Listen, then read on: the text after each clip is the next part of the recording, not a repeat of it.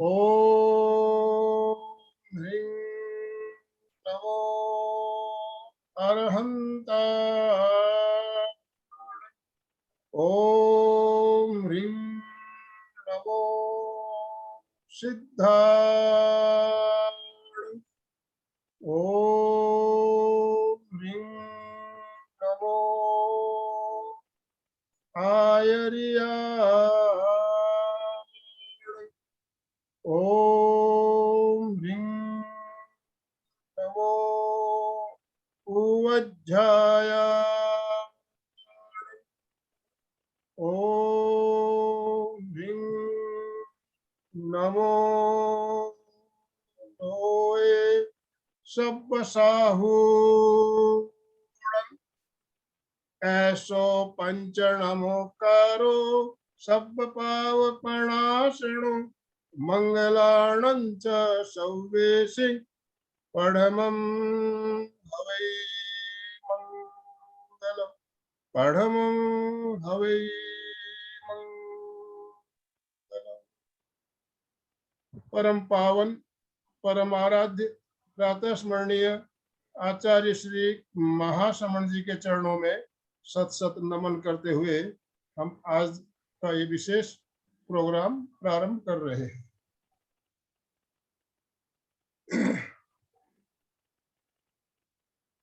सभी को जय जिनेन्द्र। आज हमने जो विषय रखा है, टॉपिक रखा है, योग से विकार मुक्ति। योग हमारे लिए कितना आवश्यक है हम सब जानते हैं, बहुत ही जरूरी है हमारे लिए योग। और योग से हमने अपने विकार से मुक्त अपन कैसे हो सकते हैं, इस विषय पर आज हम चर्चा करेंगे। हमारे साथ आज के सत्र में नासिक से बबीता जी वाघ जुड़ी हुई है, जाने माने योगा विशेषज्ञ, और वो हमें बताएगी योग के बारे में।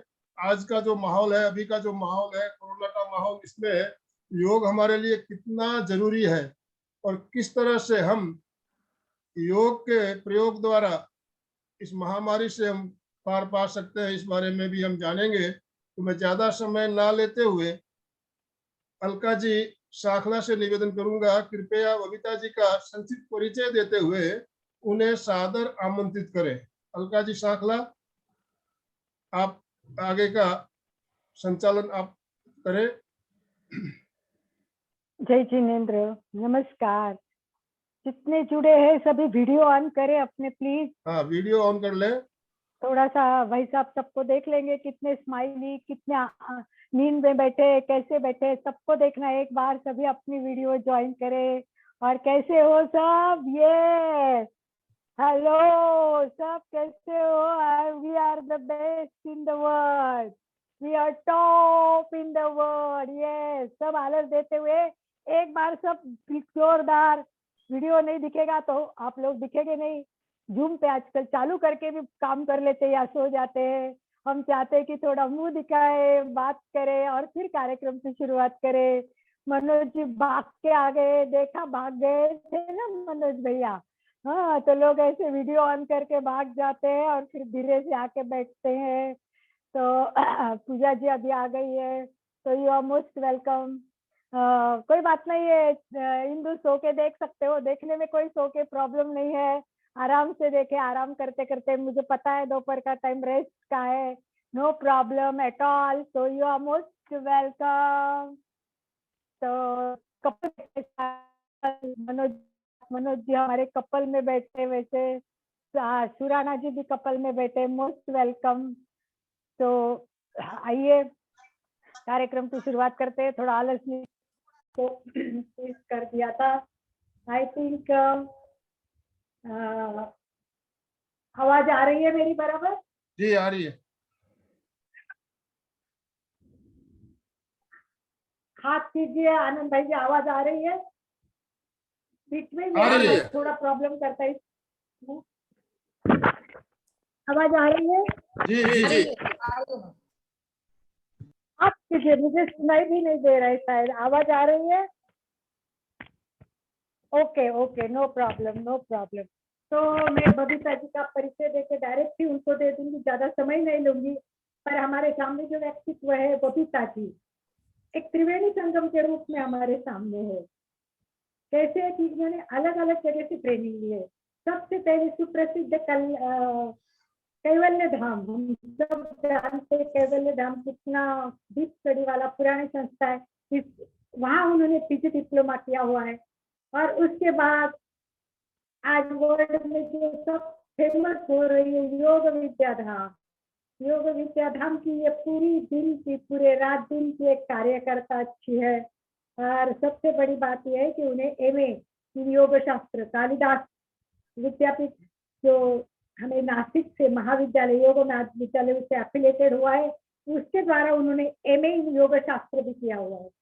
ये दो पहलू तो हो गए। और तीसरा पहलू कौन सा है, वो सबसे इम्पोर्टेंट है। आप लोग सब प्रेक्षा ध्यान से जुड़े हुए हैं, तो बबीता जी ने एमए इन प्रेक्षा जीवन विज्ञान भी किया हुआ है। तो लाडनू से इन्होंने 210 में ये डिग्री प्राप्त की है। ऐसे त्रिवेणी संगम, लोनावला, नासिक, लाडनू, इन सब का अभ्यास लेके बहुत रात दिन काम करते हुए और एक नया पहलू इनके साथ जुड़ा है, वो है मेन जो हमारा है वो निसर्गोपचार।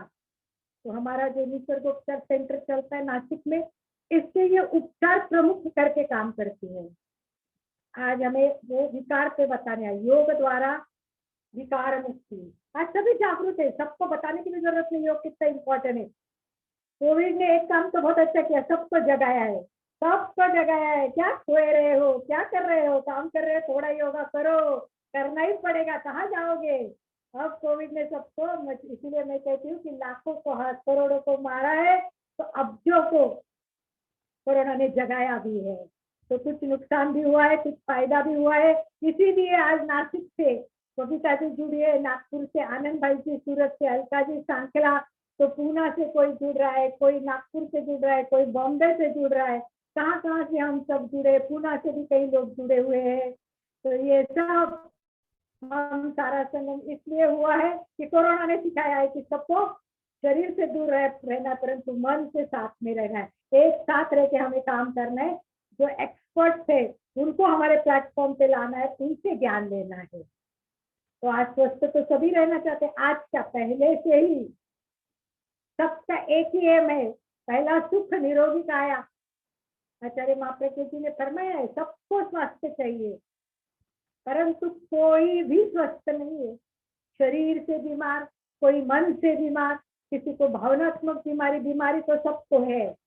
किसी को पेट की बीमारी होगी, किसी को पीठ की होगी, किसी को हाथ की होगी, तो किसी को घुटने की होगी। तो बीमारियां तो सबको मतलब छोड़ नहीं रही है, और सब चाहते हैं कि बीमारी से हमें छुटकारा मिले। तो ये छुटकारा मिलने के लिए हमें अलग अलग रास्ते ढूंढने पड़ेंगे, ढूंढ रहे हैं। इसीलिए आप लोग सुबह सुबह 6:30 बजे नागपुर के महाप्रज्ञ प्रेक्षा केंद्र से जुड़े हुए हैं, योगा क्लास में आते हैं, और सभी जुड़ के कुछ ना कुछ नया नया सीखने का प्रयत्न करते हैं। आनंद भाई जी भी विशेषज्ञ को बुलाने के पीछे पड़े रहते हैं, शनिवार रविवार की स्पेशल क्लास रहती है आपके लिए।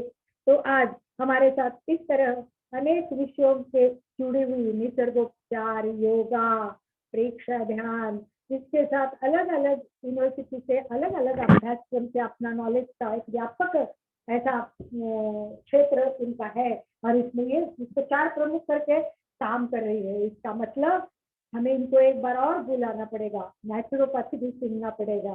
तो आइए आज सुनते हैं हम कि हमें तो रोग से बीमारी की मुक्तता करनी है। ऐसे तो हम योग कर ही रहे हैं, सभी योग कर रहे हैं, और इसमें हम कभी पीठ का करते, कभी मेरुदंड की क्रिया करते, कभी प्राणायाम करते, प्रेक्षायाम करते। तो आप बताइए हमें कि कौन से बीमारी के लिए कौन से आसन हमें अधिक काम आएगी, क्या करना पड़ेगा, और कितनी देर योगा करना पड़ेगा, कैसे करेंगे तब हम विकार मुक्त हो जाएंगे। तो लोग करते फटाफट एक आसन 2 आसन 10 आसन कर लिए, वो मेरे 25 आसन करता हूँ रोज, 25, पर क्या कोई रिजल्ट ही नहीं आता है।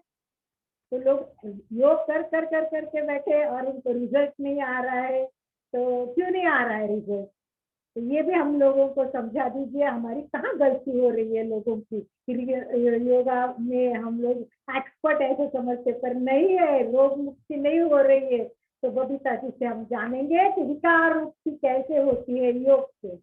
मोस्ट वेलकम एमपी के फिटनेस केंद्र, कल्याणम योग केंद्र और हमारे सारे श्रावक की तरफ से सुस्वागतम Babita ji, you are most welcome. Yes, शुरू सभी रेड शो। कैसे हो? 1 2 3, वेरी गुड वेरी गुड। ये चलिए सब नींद उड़ा दे, लेक्चर सुनने के लिए रेडी हो जाए। Most welcome Babita ji, thank you so much. आपका अमूल्य समय आपने से किया और 2 दिन पहले ही मैंने बुलाया तो आप तैयार हो गई, हमारे लिए बहुत बड़ी बात है। Most welcome, thank you so much. Thank you Alka ma'am, thank you sir, और थैंक यू एमपी के फिटनेस क्लासेस, और थैंक यू एक्चुअली आज जो सभी सुनने के लिए मुझे आए हुए हैं। मैं सभी का धन्यवाद करते हुए अपने व्याख्यान को शुरुआत करती हूँ। एक मिनट, मैं स्क्रीन शेयर कर लेती हूँ सर। आवाज आ रही है सबको? सबको मेरी आवाज आ रही है? आवाज आ रही, गुड। ओके, स्क्रीन दिखाई दे रही है? अलका मैम स्क्रीन दिखाई दे रही है? मेरा शेयर स्क्रीन हो रहा है? हाँ आ रही है, स्क्रीन आ रहा है। आ रहा है ना? ओके ओके, ठीक है। हरिओम। हम 3 ओंकार से शुरू करेंगे। 3 ओंकार बोलेंगे, 3 ओंकार का उच्चारण करेंगे। इसके लिए सब सीधे बैठेंगे, अपना पीठ सीधी करके बैठेंगे, धीरे से आंखें बंद करेंगे और अपना अपना म्यूट रखते हुए ही ओम का जप करेंगे 3 बार मेरे साथ। सबसे पहले संपूर्ण शरीर को ढीला छोड़ देना है। श्वसन संथ। अपने मन को चारों ओर से इकट्ठा करना है और अपने पास लेके आना है। ओम की शुरुआत करेंगे।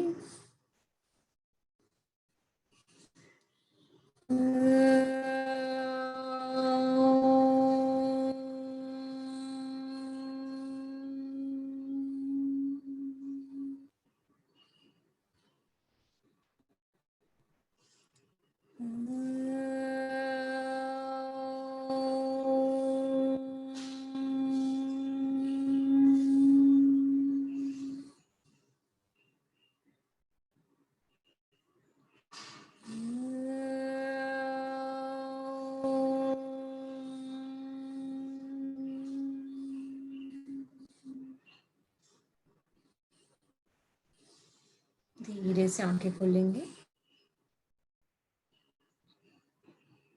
आज का जो अपना विषय है वो है योग से विकार मुक्ति। एक्चुअली ये जो विषय है वो इतना फेमस है और आज का अगर हम जो हमारा सिनेरियो है सभी जगह का, वो इसके लिए एकदम उपयुक्त है। मतलब जैसे अभी अलका मैम ने बताया कि कोरोना आया है, लेकिन उन्होंने योग की जो महत्वता है वो हम सबको बहुत अच्छे से बताई है। कोरोना एक्चुअली उसका अगर हम पॉजिटिव अर्थ निकाले, कोरोना योग कोरोना ऐसा भी हम बोलते हैं ना, योग कोरोना तो कोरोना चला जाएगा, है ना। तो आज हम कोरोना पे थोड़ा कम और हम बाकी विकार मुक्ति जो उसके अंदर कोरोना भी एक आता है उसमें, तो उसके ऊपर हम थोड़ा सा देखेंगे कि योग हम सब लोग कर रहे हैं। हम सभी लोग योग का अभ्यास करते हैं, हम योगासन का अभ्यास करते हैं, प्राणायाम का अभ्यास करते हैं, हम योग निद्रा का अभ्यास करते हैं। जो प्रेक्षाध्यान से जुड़े हुए हैं वो अनुप्रेक्षा का अभ्यास करते हैं, ध्यान का अभ्यास करते हैं, हम मंत्रों का अभ्यास करते हैं। तो उससे वो सभी के सभी हमें विकार से मुक्त करते हैं। भाई विकार से मुक्त मतलब क्या है, विकार मतलब क्या, तो हम वो देखेंगे सबसे पहले कि विकार हमारे कहाँ से आते हैं। तो हमारे शरीर में ही हमारे विकार आते हैं। तो शरीर और प्राण और मन, इन तीनों जो हमारे शरीर के अंदर है, शरीर प्राण और मन, ये तीनों एक साथ काम करते हैं। जब इन तीनों का संतुलन जब बिगड़ जाता है तो उसमें विकार आना शुरू होता है। हमें पता है हमारा शरीर अच्छा है, लेकिन मन में अगर नेगेटिविटी शुरू हो जाए तो हम मानसिक विकृत हो जाते हैं, मन से विकारी हो जाते हैं। अगर हमारे प्राण जो हमारी एनर्जी है, अगर वो हमारे शरीर में कम हो जाए तो भी हम विकारी हो जाते हैं। और शरीर में अगर हमारे शरीर के किसी भी अंग में थोड़ा सा भी तकलीफ हो जाए तो भी विकार आ जाते हैं। तो शरीर और मन हम मेन बोलते हैं कि हमारे दो, हम शारीरिक बीमार होते हैं और मानसिक, तो इन दोनों को जोड़ने का काम कौन करता है? हमारा प्राण करता है। ठीक है, प्राण को हम थोड़ी देर के लिए हम उसको हम जो श्वास लेते हैं, श्वास छोड़ते हैं, उससे जोड़ेंगे। शरीर और मन को जोड़ने का काम हमारा प्राण करता है, हमारा श्वास करता है। और हमें पता है कि हमारी बहुत सारी जो बीमारियां हैं, मतलब बहुत सारी ही नहीं, हम बोल सकते कि 95% जो हमारे विकार हैं, बीमारियां हैं, वो मन से शुरू होती हैं, मनोकायिक है। और आज के दिन साइंस ने भी वो प्रूव किया है कि साइकोसोमेटिक है। हमारा जो विकार है, हमारी जो बीमारियां हैं, वो मन के कारण हमारे शरीर पर प्रभावित हो रही है ना। हम देखते हैं कि अभी हमारे सामने इतनी सारी बीमारियां, डायबिटिक ही हम ले लेते हैं, ब्लड प्रेशर ले लेते हैं। भी डायबिटिक पेशेंट है, अगर उसको हम कोई भी चिंता की बात बताते हैं तो शरीर को हमने हाथ भी नहीं लगाया, लेकिन उसका शुगर लेवल क्या होता है? हाई हो जाता है। बीपी क्या होता है? हाई हो जाता है। हम देखिए, हमें कोई अचानक आता है और हमें बता देता है कि ऐसे ऐसे कुछ बुरी घटना घड़ी है, तो हमें क्या हो जाता है? पेट में गुड़गुड़ होना शुरू होता है, लूज मोशन होना शुरू होता है, बार बार हम यूरिन को जाते हैं, सिर में दर्द होना शुरू हो जाता है, हार्ट बीट्स बढ़ जाती है। शरीर को तो हमने कुछ किया ही नहीं, सिर्फ हमारे मन को ही कुछ तो गड़बड़ हुआ, मतलब हमारे मन ने ही कुछ तो अच्छा माना, नहीं तो बुरा माना, और उसका परिणाम जो है वो शरीर पर आना शुरू हो गया। तो इसीलिए उसको मनोकायिक बोला है कि मन पे अगर थोड़ा सा भी कुछ हो जाए, अच्छा बुरा परिवर्तन आ जाए, तो उसका जो भी प्रभाव है वो हमारे शरीर पे आता है और शारीरिक विकार उससे उत्पन्न होते हैं। ठीक है, तो योग का अर्थ ही क्या है? योग हम बचपन से सुनते आ रहे हैं, ये योग हमने, ठीक है, बड़े होके पता, लेकिन बचपन से सुनते आ रहे योग। हमें मैथमेटिक्स में योग रहता था, है ना, 2 और 2 का योग कितना? 4। योग मतलब जोड़ना है ना। तो किसको हमें जोड़ना है? अगर हम उसका स्पिरिचुअलिटी देखें तो आत्मा को परमात्मा के लिए जोड़ना है, क्योंकि योग एक साधना है ना। योग हमें मोक्ष तक लेके जाती है। लेकिन यहाँ पर हम देखते हैं विकार मुक्ति के लिए शरीर और मन को जोड़ना है, कि हमारा जो शरीर है और हमारा मन है, वही दोनों जुड़े हुए नहीं रहते हैं, है ना। अभी भी बहुत सारे लोग व्याख्यान शरीर से सुनते हैं, हमारा शरीर, हमारे कान उनको सुन रहे हैं, लेकिन मन में फिर भी बहुत सारे विचार चल रहे हैं। खाना खाते समय हम शरीर से खाना खा लेते हैं, और आज के दिन तो बहुत बड़ी समस्या है, हमारे घर में टीवी है, हाथ में मोबाइल है, तो मोबाइल देखते देखते ही खाना खाते हैं, सिर्फ शरीर से खाते हैं। खाना खाने के बाद हम कोई पूछ भी ले, आज कैसी थी सब्जी, उसमें क्या क्या डाला था, किसकी सब्जी, तो याद ही नहीं रहता है। क्यों? क्योंकि मन से तो हमने पता ही नहीं है, सिर्फ हमने शरीर से खाया है। या हम जब सोने लगते हैं तो हम शरीर वहां पे बेड पे लेके जाते हैं, लेकिन मन कहाँ रहता है? तो फ्यूचर में रहता है, नहीं तो पास्ट में रहता है। तो उसमें मन में विचार इतने चलते रहते हैं, कब रात के 2 बज गए शरीर को पता ही नहीं चलता है, क्योंकि मन की जो सीरीज है वो इतनी फास्ट है। ठीक है, तो योग क्या करता है कि शरीर और मन दोनों को जोड़ने का काम करता है, और जिसको हम बोलते हैं कि लिव इन प्रेजेंट, वर्तमान में जीना है ना। हम बोलते हैं ना कि वर्तमान में जियो, भविष्य और भूत में मत जियो। जब हम भविष्य और भूत में जीना शुरू करते हैं तो हमारे शरीर में विकार आना शुरू होते हैं। अभी हमें पता चल गया कि सभी विकारों का जड़ हमारा मन है। ठीक है, तो मन के लिए तो दवाई ही नहीं है ना, दवाई तो बनाई ही नहीं है मन पे। अगर कोई मानसिक विकारी हो भी जाता है तो हम उसको साइकोलॉजिस्ट के पास लेके जाते हैं, तो वो टैबलेट्स देते हैं, है ना। वो किस लिए देते हैं? सिर्फ सोने के लिए, थोड़ी देर के लिए हमें नींद आ जाती है। लेकिन मन में जो विकार है या मन में जो संस्कार है, जिनको हम नकारात्मक संस्कार बोलते हैं, या मन में जो अशुद्धियां हैं जिसके कारण हम बेचैन हैं, तो उसके ऊपर तो टैबलेट है ही नहीं, उसके ऊपर तो मेडिसिन है ही नहीं। तो उसके लिए मेडिसिन क्या है? उसके लिए मेडिसिन योग है, क्योंकि योग की डेफिनेशन ही पतंजलि योग सूत्र में दी हुई है, योग चित्त वृत्ति निरोधः। योग क्या है? चित्त, चित्त मतलब हमारा मन। वृत्ति क्या है? मन में हमें जो उत्पन्न होने वाले सुख और दुख की भावनाएं, उसका क्या करना है? निरोध करना है ना। जैसे हम बोलते हैं याद आता है, कुछ भी हम पुराना याद आता है हमें, जिसको स्मृति भी बोला गया है, तो स्मृति भी एक वृत्ति है ना। तो स्मृति कैसी रहती है? अच्छी भी रहती है, बुरी भी रहती है। बचपन की एक आध बहुत अच्छी स्मृति हमारे सामने आती है तो हम बहुत खुश होते हैं, या एक आध इतनी बुरी स्मृति आती है कि कभी हम रोने भी लगते हैं, हमें पसीना आता है, हम डरने लगते हैं उस स्मृति के कारण। तो स्मृति जो भी है या वृत्ति जो भी है, वो क्या करती है? हमें अच्छा भी फील करवाती है और बुरा भी फील करवाती है। लेकिन महर्षि पतंजलि कहते हैं कि ये जो वृत्तियां हैं, अगर हम उन चित्त की वृत्तियों का निरोध कर देते हैं तो हम योग तक पहुंच जाते हैं, तो हम इन विकारों से बच जाते हैं। ठीक है, तो भी विकार मुक्ति के लिए हम योग करते हैं। एक्चुअली योग तो विकार मुक्ति के लिए बनाया नहीं गया है, योग तो साधना के लिए बनाया है, हमें मुक्ति के लिए बनाया है, विकार नहीं लेकिन मुक्ति के लिए बनाया है। लेकिन जब हम थोड़ा ग्रंथों का अभ्यास करते हैं तो उसमें समझ में आता है कि उन्होंने कुछ अंतराएं बताई हैं कि योग साधना जब हम शुरू करते हैं ना तो कुछ अंतराएं, कुछ बाधाएं हमारी आती है, और पहली बाधा आती है व्याधि। लेकिन योग साधना करते हैं तो व्याधि भी हमारी चली जाती है। तो उससे पता चलता है कि व्याधि, हमारे शारीरिक जो रोग हैं वो उससे चली जाती हैं। त्यान, संशय, त्यान मतलब हमारे मन की जो वीकनेस है वो भी उससे चली जाती है।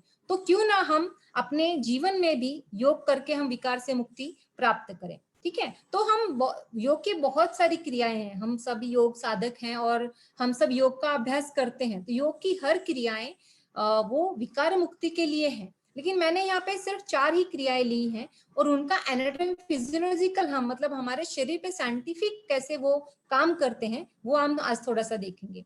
तो सबसे पहले हम विकार मुक्ति के लिए लेते हैं योगासन। योगासन मतलब हम शरीर की हलचल करते हैं। जैसे अभी अलका मैम बता रहे थे कि हम मेरुदंड की क्रियाएं करते हैं, कभी गर्दन की क्रियाएं करते हैं, तो कभी हाथों की क्रियाएं करते हैं, तो हम शरीर की हलचल करते हैं। दूसरा हम करते हैं प्राणायाम, श्वास का अभ्यास करते हैं कि बहुत ही इंपॉर्टेंट है, पहले ही बताया कि शरीर और प्राण और मन। तीसरा हम करते हैं योग निद्रा, शिथिलीकरण करते हैं। और चौथा हम करते हैं ओंकार, ओम का जप करते हैं। तो हम एक एक करके इन सब का देखेंगे। तो सबसे पहले हम योगासन का अभ्यास करते हैं, है ना, आसन का अभ्यास करते हैं। तो आसन है कि स्थिर सुखासन, किसी भी स्थिति में बहुत देर तक बैठे रहना।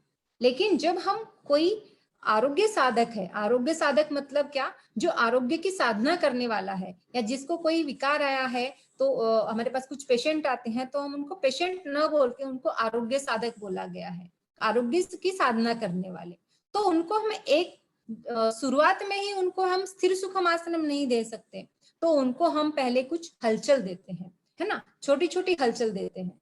तो शरीर की हलचल करने से क्या होता है ना, अगर हम हलचल ना ही करें हमारे शरीर की, अगर हम बैठे रहें, अभी लॉकडाउन में बहुत बार हमने वो फील किया है कि हम सिर्फ पूरे दिन बैठे ही रहते हैं, घर के छोटे मोटे काम कर लिए, बाकी हम कुछ बैठे ही रहते हैं, तो शरीर कैसा होता है, आलसी होता है या अकड़ जाता है, या शरीर की हलचल नहीं होती है, तो हमारे संपूर्ण शरीर में जो ब्लड का सर्कुलेशन है वो भी प्रॉपर मात्रा में नहीं होता है। अगर ब्लड का सर्कुलेशन प्रॉपर मात्रा में बॉडी में ना हो तो क्या होता है फिर, अभी यहाँ पे स्क्रीन पे एक छोटी कोशिका दिख रही है ना, जिसको इंग्लिश में हम सेल बोलते हैं, कोशिका। तो ये कोशिका जो है वो हमें पता है हमारे शरीर की सबसे छोटी इकाई है, और वो कोशिका जो है उसको खाने के लिए क्या लगता है, या उसका खाना क्या है, ऑक्सीजन, प्राण, ब्लड, हम ऐसा बोल सकते हैं। ठीक है, अगर उस तक खाना नहीं पहुंचता तो वो क्या करती है, अभी वो तो डीप है, जहां जहां पर अंदर अंदर हमारा शरीर है, हम ऊपर की थोड़ी बहुत हलचल कर लेते हैं, तो उससे क्या होता है, प्रत्येक कोशिका तक वो प्राण नहीं पहुंच पाता, ब्लड का सर्कुलेशन वहां तक नहीं हो पाता। तो ये जो कोशिका है, इसका हमारे शरीर से अलग एक शरीर है, हमारे मन से अलग एक मन है, हमारी बुद्धि से अलग बुद्धि है, और हमारी आत्मा से अलग एक आत्मा है। ठीक है, ये अपने डिसीजन खुद लेती है, इसके शरीर में ताकत है तो ही ये काम करती है, इसका मन चाहे तो ही ये करती है, इसकी बुद्धि जैसा डिसीजन लेती है वैसे ही, और इसकी आत्मा जो कहती है वही। तो ये कब काम करती है, अगर हम छोटा सा एग्जांपल लें तो हमारा, हम जो है, अगर हमें खाना ना मिले कुछ दिनों तक तो हम क्या होंगे, वीक हो जाएंगे, हम काम ही नहीं करेंगे, हम एक जगह सिर्फ बैठे रहेंगे। तो इसका भी ऐसा ही है, अगर हम प्रॉपर मात्रा में शरीर की हलचल नहीं करते हैं, अगर हमारे सिर से लेकर हाथों की उंगलियां तक और पैरों की उंगलियां तक एक एक शरीर के अंग का हलचल होना बहुत जरूरी है। अगर किसी भी अंग की हलचल नहीं होती है तो क्या होता है, पेशी तक ब्लड का फ्लो नहीं हो पाता है और वहां पे प्राण की कमी होती है। और योग में विकारों का कारण वही कहा गया है कि शरीर के जिस भाग में प्राण का वहन अच्छे से नहीं होता, वहीं पे क्या होता है, अशुद्धियां शुरू हो जाती हैं। अभी हम षट चक्र का अभ्यास कर रहे हैं, तो चक्र क्या है, नाड़ियों से रिलेटेड है ना, और हम बोलते हैं नाड़ी शुद्धि करना, ठीक है। तो जिस नाड़ी में अशुद्धि है वहां पे क्या होगा, प्राण पहुंच ही नहीं पाएगा। और जिस नाड़ी तक प्राण नहीं पहुंच पाता, उसी नाड़ी मतलब उसी बॉडी पार्ट से रिलेटेड हमारे विकार शुरू हो जाते हैं। हमें बैक पेन है, ठीक है, तो बैक पेन की जो पेशी है, पेन मतलब क्या है, दुखना मतलब क्या है, हम बोलते हैं क्राइंग ऑफ सेल्स, कि वहां की पेशी रो रही है कि मुझे ऑक्सीजन चाहिए, मुझे प्राण चाहिए, है ना। तो हम प्राण कैसे देंगे वहां तक, तो हम शरीर की थोड़ी छोटी हलचल करके हम हर पेशी तक जब प्राण पहुंचाते हैं, ब्लड पहुंचाते हैं, तो वो पेशी को क्या होता है, उत्साह आता है और वहां पे वो काम करती है। हम सबने अनुभव लिया है, अगर हम थोड़ा सा भी हलचल कर लेते हैं तो हमारा शरीर उत्साही हो जाता है, बहुत सारे काम करने के लिए रेडी हो जाता है, ठीक है। तो वैसे ही अभी हलचल हम बहुत घर में भी बहुत करते हैं, लेकिन योगासन की हलचल कैसी है, एक रिदम है उसमें, एक सिस्टम है और हर अंग की वो हलचल है, उससे आगे भी झुकते हैं हम। मोस्टली 99% काम में सिर्फ आगे ही झुके करते हैं, लेकिन योगासन में ही हम सिर्फ पीछे झुकते हैं, है ना। हम गर्दन को साइड में कभी कब करते हैं, जब हमारी गर्दन दुखने लगे तो ही हम गर्दन हिलाते हैं, अदरवाइज नहीं हिलाते हैं।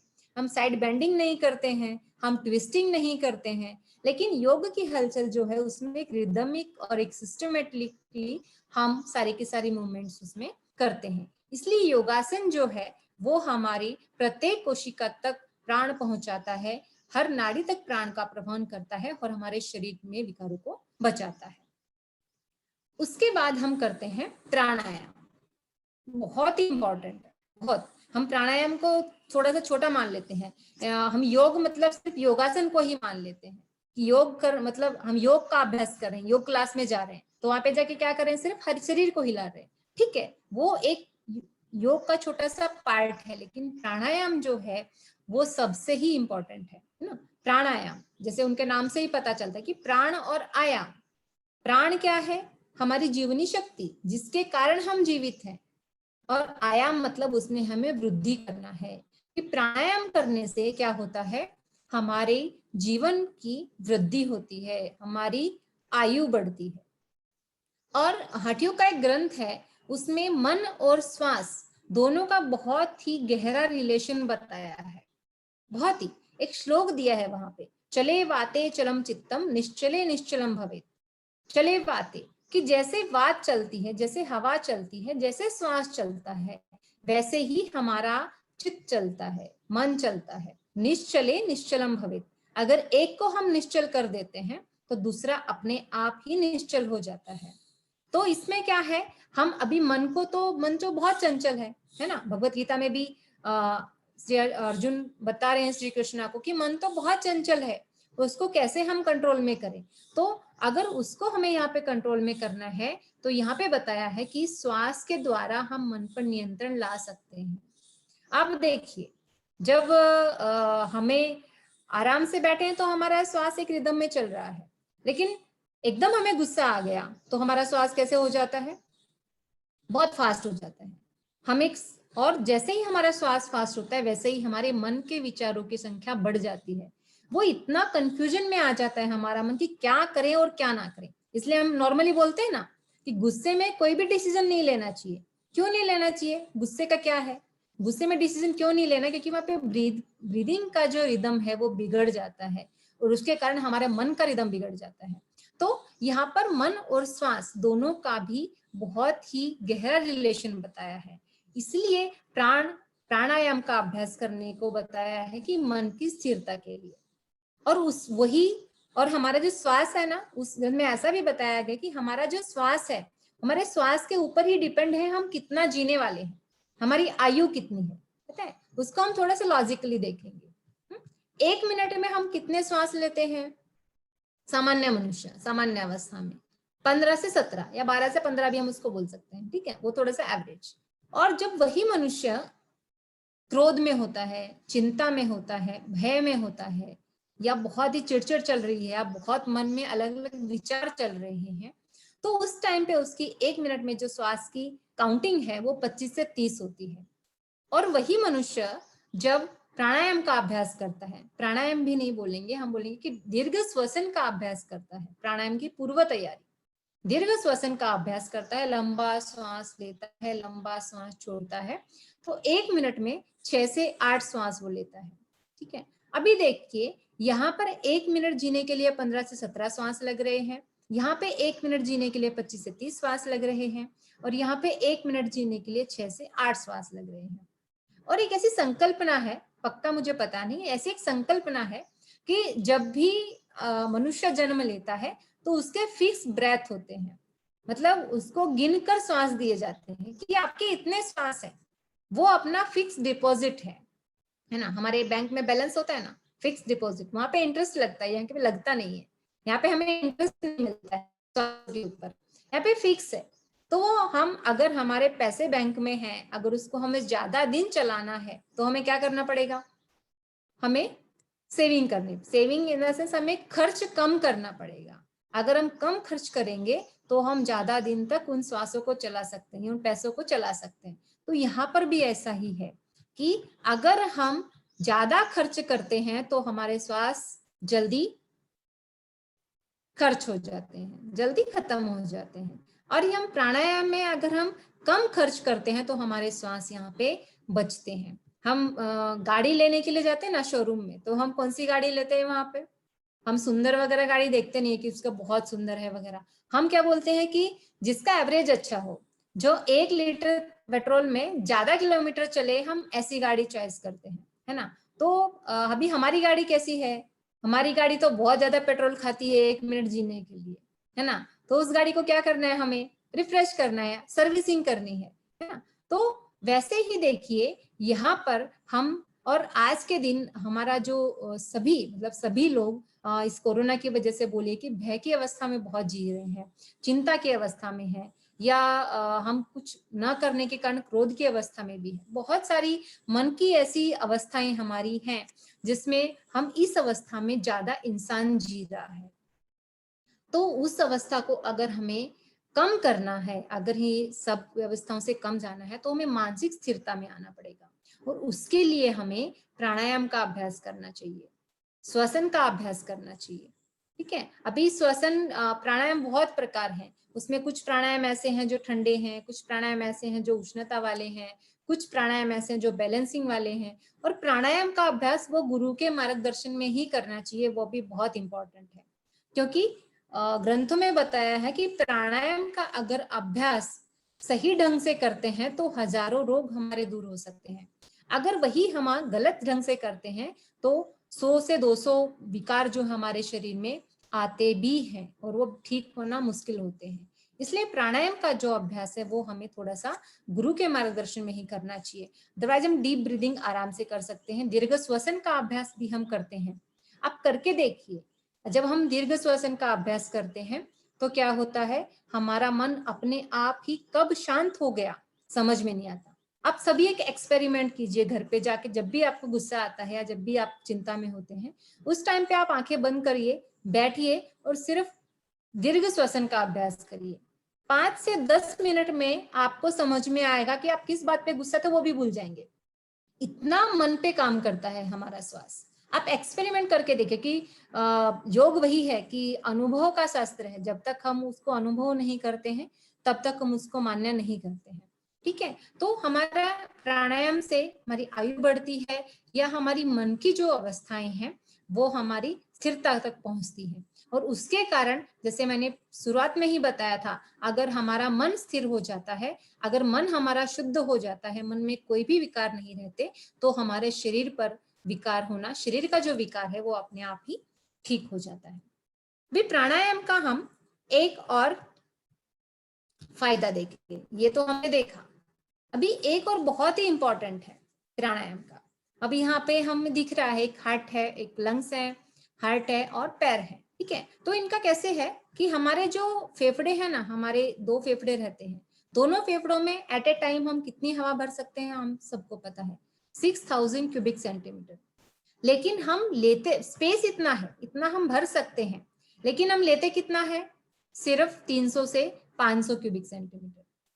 बाकी के फेफड़े क्या करते हैं, बाकी के फेफड़े क्या करते हैं, कुछ काम नहीं करते हैं। ये हमारा नॉर्मल लाइफ चल जाता है इतने में। लेकिन हमें कब समझ में आता है कि हमारे लंग्स में कैपेसिटी बहुत ज्यादा है और हमें और भी ज्यादा उसको काम लाने की जरूरत है। हम रोज का काम हमारा चलता है, लेकिन कभी हमें जब एक्सेस वर्क करना पड़े, कुछ ज्यादा करना पड़े, फॉर एग्जाम्पल्स हम फ्लैट में रहते हैं 5वीं मंजिल पर, हम रोज लिफ्ट से जाते हैं, लिफ्ट से आते हैं, लेकिन एक दिन क्या होता है, हमारी लिफ्ट खराब हो गई, तो हमें क्या करना पड़ेगा, सीढ़ियों से जाना पड़ता है। सीढ़ियों से जाते जाते क्या होता है, जब हम 2-3 मंजिल चढ़ते हैं तो हमें थोड़ा सा दम लगने लगता है ना, थोड़ा श्वास फूलने लगता है। हम तो यहाँ पैरों से चल रहे हैं, तो श्वास क्यों फूला, क्योंकि आज पैरों को ज्यादा काम की जरूरत पड़ी, और पैरों को क्या पड़ा, हमें ऑक्सीजन की जरूरत पड़ी या रक्त की जरूरत पड़ी, ब्लड की। तो ये पैर क्या बोलते हैं, ये हार्ट को बोलते हैं, क्योंकि हमारे पूरे शरीर को रक्त पहुंचाने का काम हमारा हार्ट करता है। तो हमारे पैर बोलते हैं हमारे हार्ट को कि मुझे रक्त भेजो जल्दी से, आज मैंने ज्यादा काम किया है, ठीक है। तो हार्ट के पास तो रक्त है नहीं, हम सबको पता है कि हार्ट सिर्फ एक पानी की मोटर का काम करता है, इसके पास रक्त नहीं है, वो सिर्फ पंपिंग करके, वो जैसे पानी की मोटर नीचे का टंकी का पानी ऊपर सप्लाई करती है, वैसे ही वो अच्छा और बुरा जो ब्लड है वो लेता है और देता है, ठीक है, वो पंपिंग करता है, इसके पास नहीं है। तो उस टाइम पे देखिए, जब पानी की मोटर का पानी कम हो जाता है या खत्म हो जाता है, तो क्या करती है, उसकी स्पीड बढ़ा देती है, खाली चलती है। हमें स्पीड सुन के ही पता चलता है कि नहीं अभी पानी खत्म हो गया और मोटर बंद कर देनी चाहिए। तो यहाँ पे क्या होता है, यहाँ पे जब हम पैरों को रक्त की जरूरत पड़ती है ज्यादा, तो वो हार्ट को बोलता है और हमारी हार्ट बीट्स बढ़ती है ना। हार्ट बीट्स क्यों बढ़ती है, क्योंकि यहाँ पे उसके पास इम्प्योर ब्लड बहुत सारा है, लेकिन प्योर ब्लड कम है, तो उसको चाहिए प्योर ब्लड, इम्प्योर ब्लड तो भेजेगा नहीं। तो प्योर ब्लड कहाँ से आएगा, जब वो हमारा ब्लड को प्योर करने का काम करते हैं हमारे फेफड़े, लेकिन कब करते हैं, जब इसके पास ऑक्सीजन रहती है तब करते हैं, है ना। और ऑक्सीजन कितना लेते हैं हम, हवा कितना लेने की आदत है हमें, 300 से 500 सीसी, कैपेसिटी बहुत ज्यादा है। लेकिन यहाँ पर अगर ऑक्सीजन की कमी होती है तो यहाँ पर हार्ट को ब्लड प्यूरिफिकेशन का काम नहीं हो पाता, मतलब प्योर ब्लड हार्ट को नहीं मिल पाता और बॉडी को वो नहीं भेज पाता।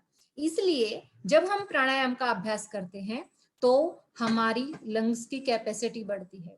हम 300 से 500, 500 से 1000, 1000 से 2000, 3000, तो हम ज्यादा से ज्यादा जब हम प्रॉपर मात्रा में ब्रीदिंग करते हैं तो हमारे लंग्स जो है वो अच्छे से काम करते हैं और प्रॉपर मात्रा में ऑक्सीजन उनके पास रहती है, और उनके पास प्रॉपर ऑक्सीजन है तो वो ब्लड को टाइम टू टाइम प्यूरिफाई करते हैं और हमारे हार्ट पर प्रेशर नहीं आने देते मेन।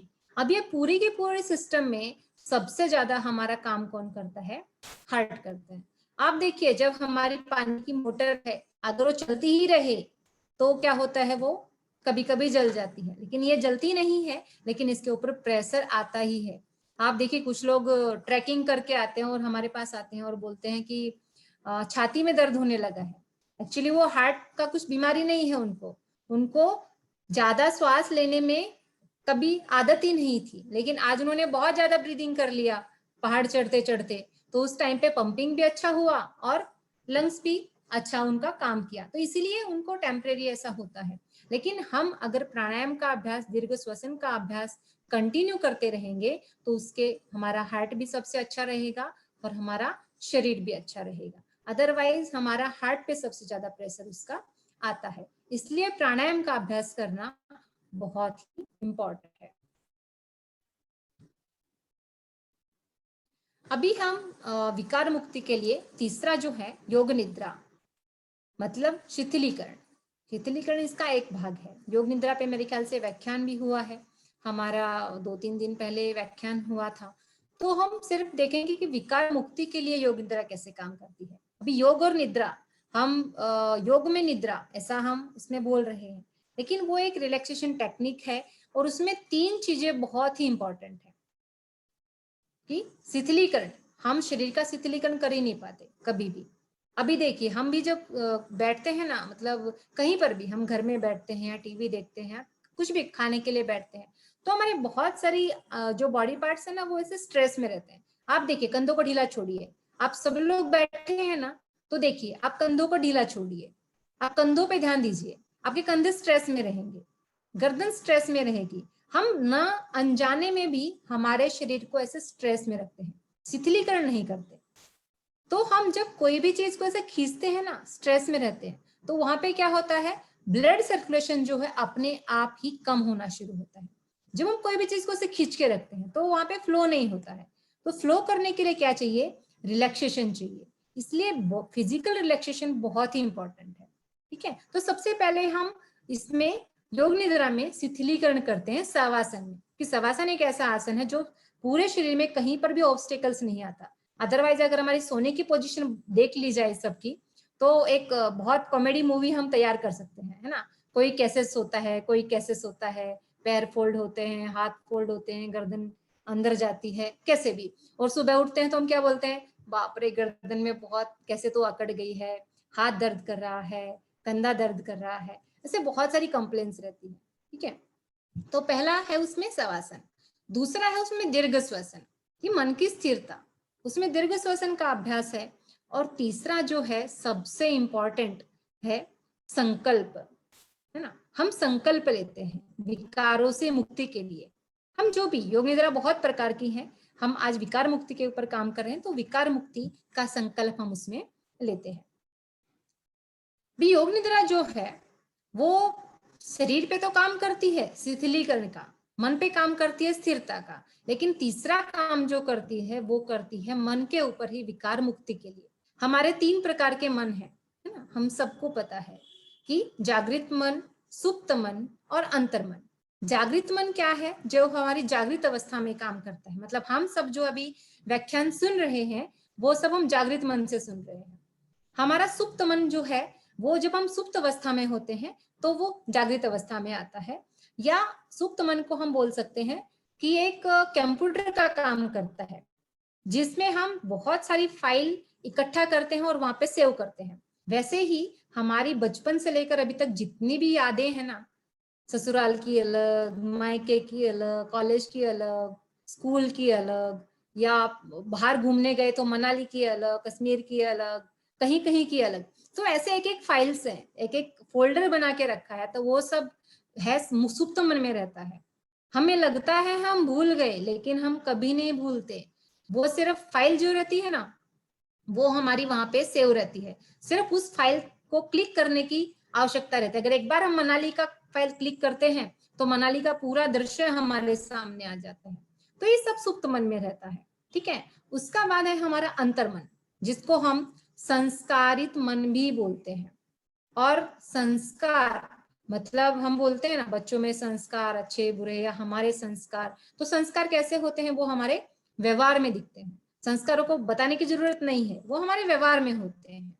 ठीक है, हमें दिखते हैं कि इसके संस्कार कैसे हैं करके। तो संस्कार बनते कैसे हैं, संस्कार बनते कैसे हैं, रिपीटेशन से। जब बचपन से एक बच्चा उस घर में जो भी जैसा देखता है, या जो भी वही बातें घर पे देखता है, वही बातें बाहर बाहर देखता है, वही स्कूल में सुनता है, तो वैसे ही रिलेटेड उसके थॉट्स बनते हैं या उसके संस्कार बनते हैं, जैसे हम संस्कृति ऐसा बोलते हैं। तो ये जो अंतर मन में जो संस्कार है ना, एक बार यहाँ पे बन जाते हैं तो फिर वो वहां से निकालना बहुत मुश्किल होता है। ठीक है, हम यहाँ पे मन पे बात नहीं करेंगे, अभी हम विकारों पे बात करेंगे। तो विकारों का इसका क्या संबंध है, अभी देखिए, हमें एक दिन टेम्परेरी ब्लड प्रेशर बढ़ गया, हम ऐसे ही डॉक्टर के पास गए थे, डॉक्टर ने चेक कर लिया और टेम्परेरी हमारा थोड़ा सा बीपी हाई दिखा दिया स्टेथोस्कोप। तो उसमें क्या होगा कि हमारे मन में तभी से शुरू हो गया, मेरा ब्लड प्रेशर बढ़ गया, मुझे बीपी का तकलीफ शुरू हो गया, है ना। तो वहां पे एक बार शुरू हो गया तो मन में तो 100 बार आ चुका है वो अभी तक, मुझे बीपी का तकलीफ बढ़ गया, मुझे डायबिटिक हो गया, या मेरा घुटना दर्द शुरू हो गया, ऐसे करते करते तो वो इतनी बार रिपीटेशन होता है। और घर पे आने तक कितनी बार, और घर पे आने के बाद फिर घर के सब लोग पूछते हैं क्या हुआ, डॉक्टर ने क्या बोला, रिपीटेशन पे रिपीटेशन पे रिपीटेशन। हम सिर्फ कॉन्शियस माइंड से रिपीटेशन चालू है, उसके बाद हम सोते समय भी वही बातें, जब तक वो तकलीफ है, मतलब हमारा एक बार आ गई, तो हम कंटिन्यू उसके ऊपर कॉन्सेंट्रेट करते हैं कि मेरे को ये तकलीफ हो रही है। थोड़ा ज्यादा दिन हो गए, अगर तकलीफ में आराम नहीं हुआ, और हमें भी पता है जैसा हमारा मन विचार करता है, हमारा शरीर भी वैसा ही काम करना शुरू कर देता है। बहुत सारी हमारे पास उदाहरण है कि जैसा हमारा मन काम करता है वैसा ही शरीर काम करना शुरू हो जाता है। जिससे हम बोलते हैं ना, मैं पागल हूँ पागल हूँ पागल हूँ बोलना शुरू होता हूँ, थोड़े दिन में हम पागल हो जाते हैं, है ना। तो वैसा ही है कि शरीर क्या है, वो मन का सुनता है बहुत बार। तो यहाँ पर ऐसा ही है कि वो जो हम रिपीटेशन करते हैं, तो वो जागृत मन से सुप्त मन से अंतर मन तक आता है कि मुझे ब्लड प्रेशर का तकलीफ हो रहा है और वो ठीक नहीं हो रहा है। और यहाँ पर संस्कार एक बार बन जाता है कि मेरा विकार ठीक नहीं हो रहा है, तो वो ठीक होना बहुत मुश्किल हो जाता है। विकारों को लाने में भी मन का काम है, लेकिन उससे ज्यादा मन का काम है उनको ठीक ना होने देने में। अगर हमारे मन में एक बार नेगेटिविटी आ गई कि मेरा विकार ठीक नहीं हो रहा है, मेरी ये बीमारी ठीक नहीं हो रही है, तो उसको ठीक करना, ऊपर से कितना भी मेडिसिन लो तो हम ठीक नहीं हो पाते। तो कहाँ पे काम करना पड़ेगा हमें? वहां पर मन पे ही हमें काम करना पड़ता है। तो जहां पर उसका नेगेटिव संस्कार है उसको हमें पॉजिटिव करना है। तो अभी हम कॉन्शियस माइंड से तो कर नहीं सकते, करेंगे तो भी बहुत लंबा टाइम लगेगा। तो योग निद्रा क्या करती है, वो डायरेक्टली अंतर्मन पे काम करती है। जब हम योग निद्रा का अभ्यास करते हैं तो सबसे पहले शरीर का शिथिलीकरण करते हैं, मन का शिथिलीकरण करते हैं, और उसके बाद हमारा, जैसे मैंने बताया, सुप्त मन जो है वो जब हम सो जाते हैं, थोड़ा सा कॉन्शियस माइंड हमारा सो जाता है तो अनकॉन्शियस माइंड हमारा जागा होता है, और उसमें हम संकल्प लेते हैं कि मेरा स्वास्थ्य बहुत अच्छा है, मुझे अभी प्रेशर का तकलीफ नहीं हो रहा है ना, अभी मेरा बीपी कम हो रहा है, मेरी मेडिसिन अभी धीरे धीरे कम हो रही है, अभी मेरा शरीर बहुत अच्छे से काम कर रहा है। तो ऐसे पॉजिटिव संकल्प हम उस टाइम पे लेते हैं, और पॉजिटिव संकल्प लेते हैं तो ये नकारात्मक जो संकल्प थे, यहाँ पे नेगेटिव संकल्प थे, तो वो धीरे धीरे कम होके वो सकारात्मक संस्कारों में उनका रूपांतरण होना शुरू करता है। हमारे पास यहाँ पे नासिक में हॉस्पिटल है, नेचुरोपैथी सेंटर है। तो वहाँ पे पहले दिन जब आरोग्य साधक आते हैं आरोग्य साधना करने के लिए, तो उनके मन में एक डाउट होता, आते तो हैं वो, और पहले वो पूछते भी हैं कि कितने दिन में हम ठीक हो जाएंगे। तो हमारा पहला प्रश्न रहता है उनसे कि आपको तकलीफ कितने दिन से है? तो बोलते हैं 4 साल हो गए, 5 साल हो गए, 6 साल हो गए या 10 साल हो गए। क्रॉनिक डिजीज ही ज्यादा रहता है, तो उनका अपेक्षा रहता है 10 दिन में ही ठीक हो जाए। तो 10 दिन में तो हम बोलते हैं आपके संस्कारों की गठरी भी हम कम नहीं कर सकते, है ना, क्योंकि आप जो संस्कार लेके आए हैं ना, वो इतना भरी हुई आपके सिर पे वो गठरी है। जब तक वो संस्कार आपके नकारात्मक कम नहीं होते तब तक आपका शरीर जो है वो काम नहीं करता। तो पहले उनको कंफ्यूजन रहता है पहले दिन, तो पहले दिन उनको डाउट रहता है कि पता नहीं मैं ठीक होऊंगा या नहीं होऊंगा। लेकिन आज तक का हमारा अनुभव है 5वें दिन 99% जो आरोग्य साधक है उनको कॉन्फिडेंस आता है कि मैं ठीक हो जाऊंगा। किसके कारण? यहाँ, क्योंकि उनका मन जो है वो पॉजिटिव होना शुरू होता है योग निद्रा के कारण। और फिर अपने आप ही ऊपर से हम जितना ट्रीटमेंट करते हैं वो बहुत फास्ट रिकवरी उनकी होती है। इसलिए योग निद्रा वो बहुत ही इंपॉर्टेंट है। उसके बाद हम एक लास्ट जो हमारा विकार मुक्ति के लिए है, ओंकार, ब्रह्मनाद। अभी हम प्रेक्षक ध्यान में जैन योग में हम अर्हम की ध्वनि भी बोलते हैं। तो यहाँ पे हम ओंकार जो ब्रह्मनाद है, जिसको हम ब्रह्मांड की नाद ऐसा बोला जाता है ना, यूनिवर्सल साउंड, पूरे यूनिवर्स में वो नाद जो है, नाद मतलब साउंड, वो पूरे यूनिवर्स में वो नाद हमेशा ही घूमती रहती है, हम उसको सुन नहीं पाते हैं, है ना। लेकिन जब हम ओंकार का उच्चारण करते हैं तो हम उस एनर्जी से कनेक्ट होना शुरू करते हैं। आप भी कर रहे होंगे तो आपने अनुभव लिया होगा, अदरवाइज आप करके देखिए, एक 10 मिनट आप देखिए, तो आप धीरे धीरे हम उससे इतना जुड़ जाते हैं कि वो अपने आप ही हमसे वो एनर्जी जुड़ जाती है। ठीक है, तो उस पे हम उसके एक विकार मुक्ति के दृष्टिकोण से ही आज हम बात करेंगे। तो ओंकार जो हम बोलते हैं, अ, उ और म, ऐसे 3 अक्षरों में हम बोलते हैं। तो अ का जो उच्चारण है वो हम नाभि से लेते हैं, मणिपुर चक्र जिसको बोलते हैं, है ना। तो वहां से हम अ की शुरुआत करते हैं। तो फिर वहां पे जो वाइब्रेशन क्रिएट होते हैं, तो वहां के जो हमारे नेवल रीजन के जितने भी ऑर्गन्स हैं उनको एक प्रकार वाइब्रेशन वो देते हैं, और वहां पे जितने भी ऑर्गन्स हैं उनको एक हल्का सा मसाज होता है। उसके बाद ऊ की शुरुआत जो है वो हम अनाह चक्र, हार्ट रीजन से करते हैं, हृदय से करते हैं, तो उसके जो ऊ के वाइब्रेशंस है वहां पर वो वाइब्रेट होते हैं और उसका काम भी सुधारता है। और सबसे ज्यादा जो है मकार, म जो है वो हम विशुद्धि चक्र से लेकर पूरा सहस्त्रार चक्र तक उसके वाइब्रेशन जाते हैं। अब उसका टाइमिंग भी जो है वो मकार का टाइमिंग डबल है आकार और उकार से। क्यों? क्योंकि मकार जो है वो सबसे इंपॉर्टेंट वाली जगह पे काम करता है ना। ये इंपॉर्टेंट है ना। अगर 6 फीट का इंसान है, अगर उसका ये भाग अच्छा नहीं चल रहा है तो फिर बाकी का 5.5 फीट का क्या काम है? नहीं ना। इसलिए मैनेजमेंट डिपार्टमेंट, मेंटेनेंस डिपार्टमेंट है हमारा ब्रेन। जब हम सोते हैं तो ये ब्रेन पूरी बॉडी का क्लीनिंग करता है, पूरी बॉडी को प्यूरिफाई करता है। अगर ब्रेन अच्छा काम करे तो पूरी बॉडी का मेंटेनेंस अच्छे से हो सकता है। अब देखिए, अगर हमारे देश का मंत्री अच्छा है तो हर स्टेट में काम अच्छा चलेगा, नहीं तो अगर ऊपर का कमांड ही अच्छा नहीं है तो क्या होगा? कोई कब करेगा, कोई सिस्टम, कभी किसी को भूख लगेगी, कभी किसी को यूरिन को जाना है, कभी मोशन आएगा, मतलब उनका एक सिस्टम, एक बैलेंस एक बिगड़ जाता है। तो वैसे ही है, अगर हमारा ब्रेन अच्छे से काम करता है तो हमारा पूरा का पूरा बॉडी अच्छे से काम करता है। इसलिए ओंकार जो है वो वाइब्रेशन, हम इस पे एक वाइब्रेशन के दृष्टिकोण से देखेंगे कि ओंकार का हम जब जप करते हैं तो उसमें वाइब्रेशन निर्माण होता है। वाइब्रेशन क्या करते हैं, कंपन क्या करती है? देखिए, आज के दिन हम कृत्रिम बहुत सारी चीजें बनाई हुई है हमने, तो कुछ पैर दर्द करता है या कुछ पैरालाइज पेशेंट होते हैं या कुछ चलना नहीं होता है, हाथ में दर्द है, तो वाइब्रेटर मशीन से उनको वाइब्रेट किया जाता है। तो वो वाइब्रेशन क्या करते हैं कि जो वो पेशी है या कोशिका है वहां पे, जिसे पैर से चलना नहीं होता या पैर में दर्द है, तो वहां पे जो भी कोशिका है उसको वाइब्रेट किया जाता है, तो उस पेशी को जगाया जाता है, काम में लाया जाता है। ठीक है, तो जो पेशी है, निष्क्रिय पेशी है, उसको सक्रिय का करने का काम वाइब्रेशन करते हैं। अब वो तो हम कृत्रिम वाइब्रेशन से कर देते हैं ऊपर, लेकिन अंदर के भी जो पेशी हैं या हमारे ब्रेन की जो कोशिकाएं हैं, तो ब्रेन को तो हम वाइब्रेट नहीं कर सकते, है ना। इस पे बहुत सारी स्टडी हुई है और आपको भी पता है कि हमारे ब्रेन के जो सेंटर्स हैं वो उसमें से सिर्फ 2 to 5% सेंटर्स ही काम करते हैं।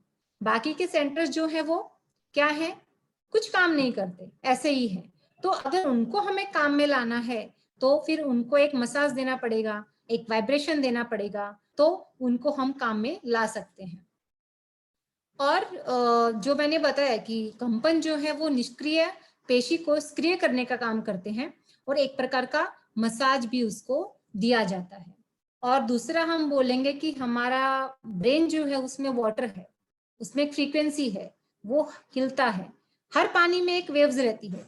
जब मेंढक बोलता है ना, तो आप देखिए बारिश के सीजन में पानी जब इकट्ठा होता है तो मेंढक अगर बोला भी ना तो उससे भी पानी में वेव्स निकलना शुरू होते हैं।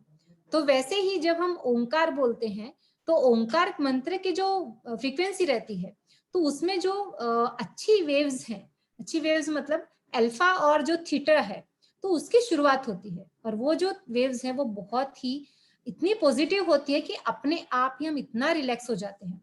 जो हमारी नींद की अवस्था होती है ना, जब हमें नींद आनी होती है, नींद आने की सबसे अच्छी अवस्था क्या है कि विचारों से मुक्तता। अगर मन में विचार नहीं है, अगर हम नहीं सोच रहे हैं तो हमें अच्छे से नींद आती है। तो वो एक स्थिति इसकी हो जाती है और धीरे धीरे हम जब ओंकार का जप करते करते जब ध्यान की स्थिति में पहुंच जाते हैं तो फिर हमारी डेल्टा वेव्स तक भी वो पहुंच जाती है, एकदम डीप स्लीप जिसको हम बोलते हैं। कुछ देर तक हमें सोने की भी जरूरत नहीं होती है। ठीक है, और ऐसे ही अभी हमने सिर्फ ब्रेन के वाइब्रेशंस का देखा, वैसे ही अगर हम ओंकार का जप करते हैं तो पूरे शरीर में एक एक कोशिका वाइब्रेट होती है। और ग्रंथों में ऐसा है कि जैसे मैंने थोड़ी देर पहले बताया था कि पेशी को अगर प्राण की कमी हो जाती है तो उसमें दर्द होता है या वो विकार का रूप ले लेती है। तो उस वैसे ही पूरे शरीर में जब वाइब्रेशन हमारे निर्माण होते हैं तो हर पेशी तक प्राण का वहन होता है और हमारा पूरा शरीर विकारों से मुक्त होता है। अभी यहाँ पे एक मैंने श्लोक लिखा हुआ है, ओंकार की प्रार्थना है। ओंकार बिंदु संयुक्तम नित्यम ध्यायन्ति योगिनः कामदम मोक्षदम चैव ओंकाराय नमो नमः। ओंकारम बिंदु संयुक्तम, बिंदु से संयुक्त ओंकार का जो ध्यान करता है नित्य योगी, तो उसका क्या होता है, कामदम, सबसे पहले कामना पूरी होती है, इसके बाद मोक्षदम, मोक्ष की प्राप्ति होती है। हमारी कामना क्या है, सबसे पहली हमारी कामना है कि हम विकार से मुक्त हो जाएं, शारीरिक और मानसिक, और उसके बाद हम मोक्षदम, मोक्ष प्राप्ति तक हम जा सकते हैं। ओंकाराय नमो नमः, ओंकार को हम नमन करते हैं।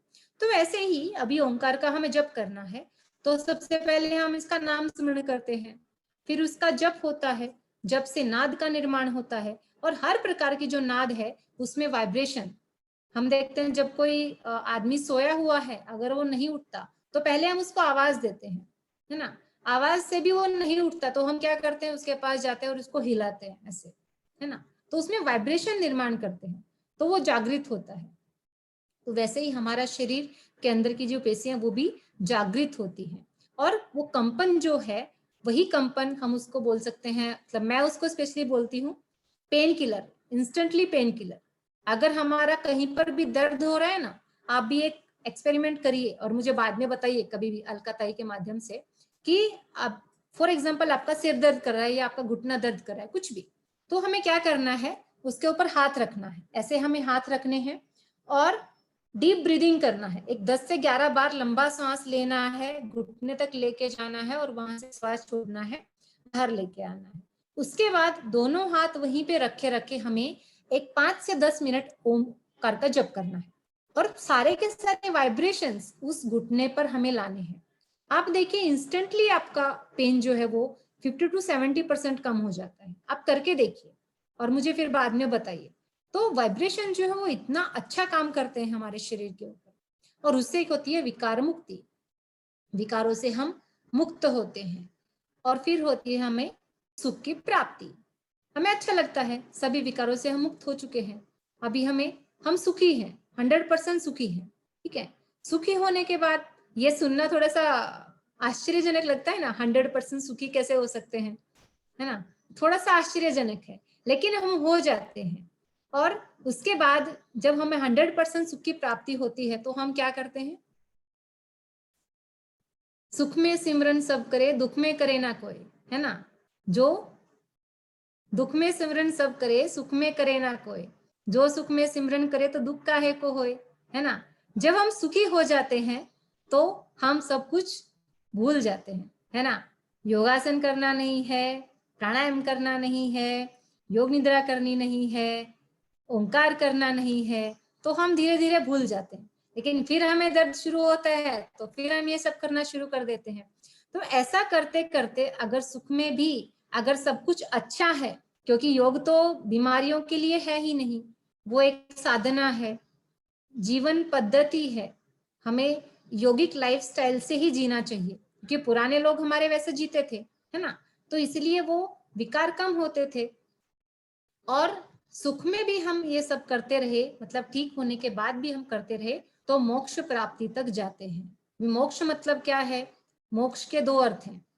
एक मोक्ष है कि हमें जन्म मरण के चक्र से मुक्ति, वो हमारा बहुत ऊपर के लेवल का हो गया है, लेकिन हम थोड़ा नीचे के लेवल की बात कर रहे हैं। तो मोक्ष प्राप्ति मतलब क्या है कि जब तक हम जीते हैं, जब तक हम 100 साल 200 साल 300 साल जितना भी जीने वाले हैं, तब तक हमारा शरीर और हमारा मन में किसी भी प्रकार का कोई भी विकार नहीं आना चाहिए, वो मतलब मोक्ष है।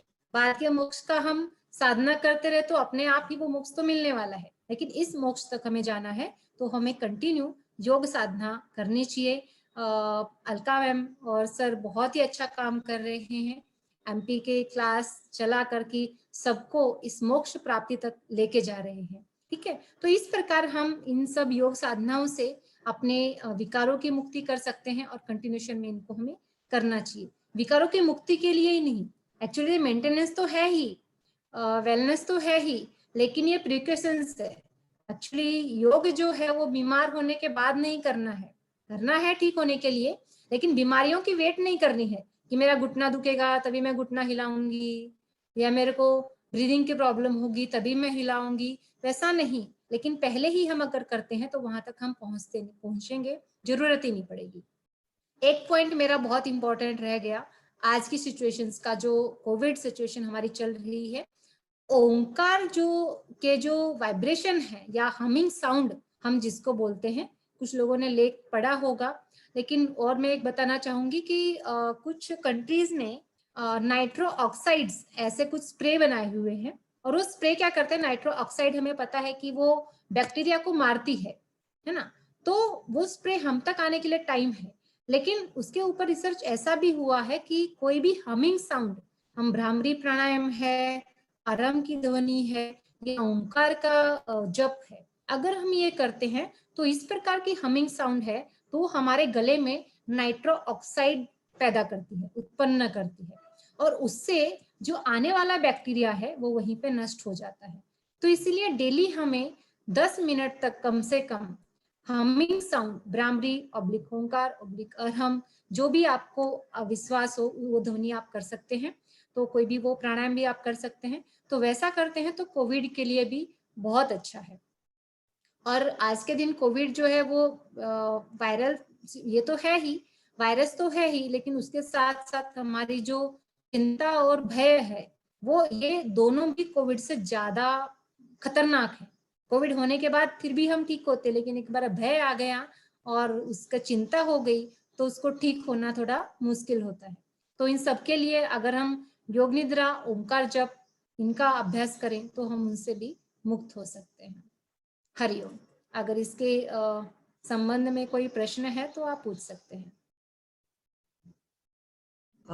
बबीता जी स्क्रीन हटा लीजिए प्लीज। हाँ हाँ, एक मिनट सर।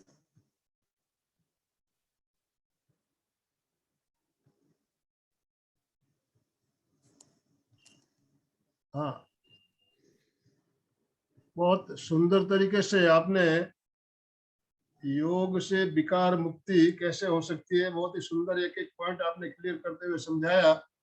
और ओमकार, खासकर जो ओमकार का नाद क्यों करना चाहिए, तो जो आज हमारे साथ हम सुबह सुबह जो 5 बजे ओमकार करते हैं, 1 घंटे का हमारा प्रोग्राम, जो भाई बहन हमारे साथ जुड़े हुए हैं उनको समझ में आया होगा कि ये सुबह के जो ओमकार का नाद, हम ओमकार अगेंस्ट कोरोना का जो अभियान चला रहे हैं, वो कितना उपयोगी है हमारे लिए। ये बात आपके आज के इस लेक्चर से हमें समझ में आई कि ओमकार कितना जरूरी है। तो अब मैं, कोई भी जिज्ञासा हो भाई बहन की, तो सबको मैं अनम्यूट ऑप्शन अब चालू करूंगा, अपने आप को अनम्यूट करेंगे, आपका सवाल पूछेंगे और सवाल होने के बाद वापस म्यूट हो जाएंगे ताकि एक दूसरे की आवाज गूंजे नहीं। हाँ, सबका अनम्यूट ऑप्शन ऑन हो गया है अभी। हाँ, इंदिरा जी खिमचिरा। एक्चुअली क्वेश्चन कोई नहीं है, लेकिन आपका पूरा सेशन बहुत अच्छा लगा, जिस तरह से आपने ओमकार और कैसे अपने मन के विकार कम करे, पूरा बहुत बहुत बहुत बढ़िया। आपको बहुत बहुत धन्यवाद। क्वेश्चन जैसा कुछ नहीं। Thank you. हाँ जी। नहीं मैडम, बैठते जब ओंकार का जाप करते हैं, बैठते हैं उस समय पैरों में दर्द होने लगता है, बैठ नहीं पाते, नॉट मोर देन 20 मिनट्स। नहीं, आप कुर्सी पे बैठ के कर लीजिए, कुर्सी पे बैठ के किया तो भी चलेगा। आपका स्पाइनल कोड स्ट्रेट होना चाहिए, अदरवाइज आप कुर्सी पे बैठिए, बेड पे बैठिए, जो भी कंफर्टेबल पोजीशन है उसमें बैठिए, कोई प्रॉब्लम नहीं है। तो पैर लटकाए उतना कंसंट्रेट नहीं हो पाते, जो अपन सिटिंग पोजीशन बैठते हैं ना, जितना कंसंट्रेट होते हैं, चेयर पे बैठ के उतना कंसंट्रेशन नहीं हो पाता। नहीं, 20 मिनट्स आप बैठ सकते हैं, तो आप 10 मिनट्स ही करना है, 20 मिनट्स तक भी आपने नहीं किया तो भी चलेगा। 10 मिनट्स 2 बार कर लीजिए, सुबह शाम 10 मिनट्स करिए तो भी चलेगा। Okay okay, thank you. जय जिनेंद्र बबीता जी, बहुत अच्छा, बहुत अच्छी तरह से आपने समझाया, प्राण का लेकर के समझाया, योग और ओंकार बहुत अच्छी तरह से समझाया, बहुत बहुत धन्यवाद। आपने बहुत अच्छी तरह से सब समझाया, पर भय को कैसे दूर किया जाए? हाँ, भय जो है वो आता कहाँ से है? देखिए, पहले हम एंजाइटी से ही आता है। जो चिंता होती है उसका ही एडवांस जो रूप है वो भय है, ठीक है। तो हम चिंता को कैसे कम कर सकते हैं, तो वो हम मन के ऊपर ही है। जब हमारा मन चंचल होगा तो ही हमारी चिंता आएगी, ठीक है। अभी सिचुएशन बहुत सारी है हमारी लाइफ में हमारे सामने, कि अलग अलग चीजों की हमें चिंता है, अलग अलग चीजों का भय है, लेकिन सिचुएशन के तो गुलाम होना नहीं है। हमें पता है, कहना आसान है, करना बहुत मुश्किल है, ठीक है। लेकिन अगर हम डेली प्राणायाम का अभ्यास करते हैं या ओंकार जप डेली हम करते हैं, तो धीरे धीरे अपने आप ही हमें 1 महीना में ही थोड़ा सा समझ में आने लगता है, अरे हाँ मेरा थोड़ा सा वो चीज कम हो गई है।